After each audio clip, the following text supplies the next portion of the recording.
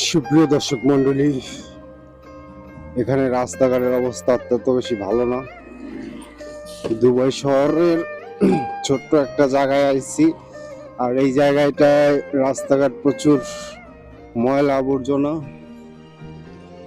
আর উপর থেকে অনেক গরমও লাগতেছে। সব মিলিয়ে মোটামুটি ভালো আছি।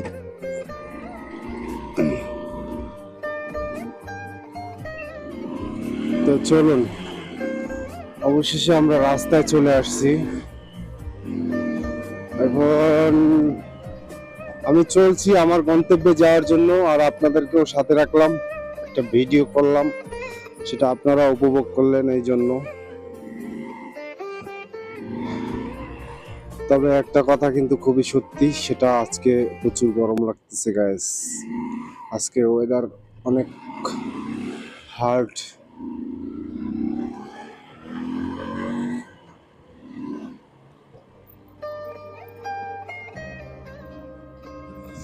যারা বিদেশে আসবেন, দুবাই শহরে অন্তত আসবেন, তারা এই গরমের ওয়েদারটা মাথায় নিয়ে আসবেন, যে এখানে প্রচুর পরিমাণে গরম, আর সেই গরমটা সহ্য করে আপনাকে কাজ করতে হবে। আর এমনও হতে পারে যে আপনি সারাক্ষণ রোদের ভিতরে কাজ করতেছেন। এরকমের অনেক প্রবাসীরা কাজ করেন।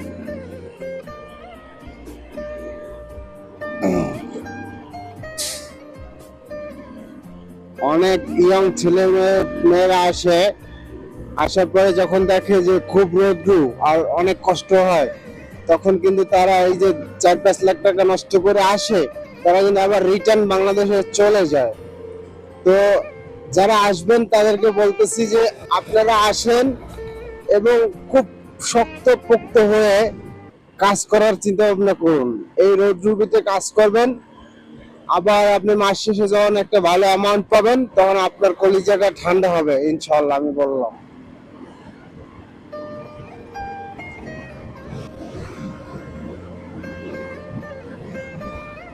আর অনেকেই আছে শৌখিন পোলাপান, যারা বাংলাদেশে কোনো সময় কাজই করে নাই, এরা বিদেশে আসার পরে কোনো কাজ করতে পারে না, সহ্য হয় না।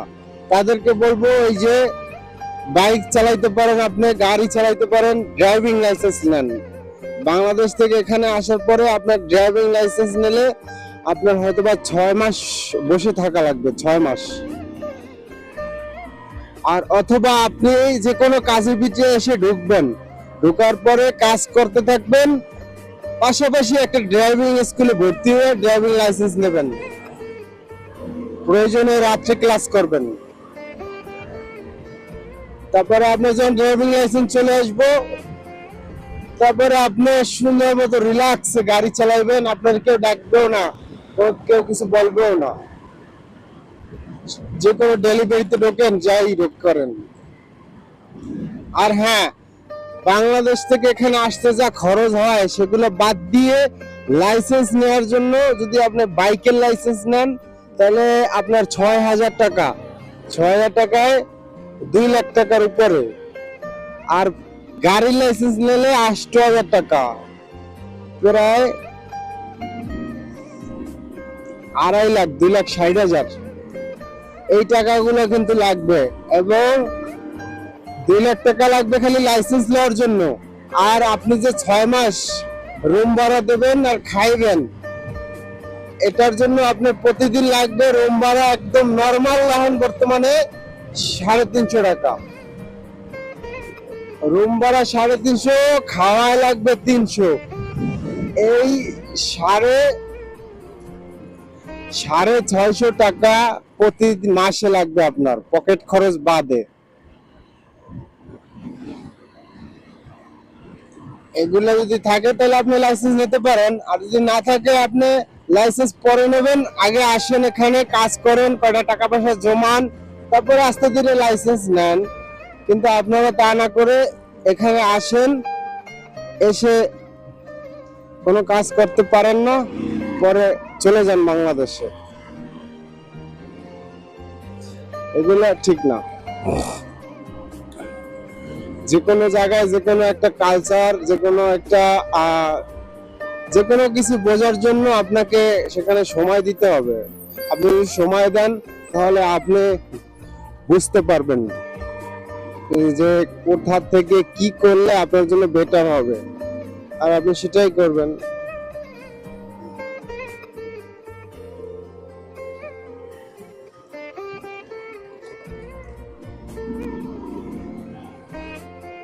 আমি এই 4-5 বছর ধরে থাকি দুবাই শহরে। এখন শুধু দুবাই না, অন্যান্য ডিস্ট্রিক্ট যেগুলো আছে এগুলো আমার এখন মোটামুটি মুখস্থ হয়ে গেছে। এই যে রাস্তাঘাট আমি তো প্রতিদিনই আমার অর্ডার নিয়ে বের হই। এই আশেপাশে না, শুধু অনেক দূর দূরাঞ্চল থেকেও আমি ঘুরি, দেখি কোথায় কি আছে।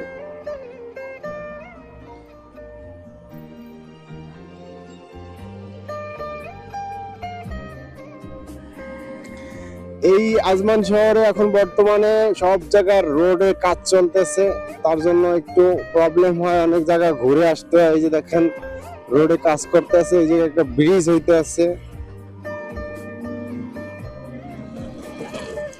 তারপরে আপনার পরিচিত চেনা না জায়গা হইলে আপনার জন্য কোনো কষ্ট হবে না, শুধু চেনার জন্য এই সময়টুকু আপনার দিতে হবে।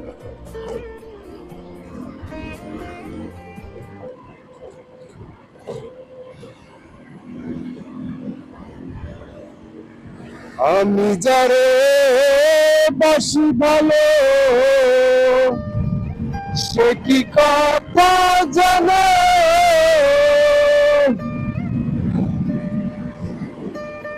জানলে পরে মন করে ব্যথা দিত না প্রাণে গো সখী, দিত না প্রাণে।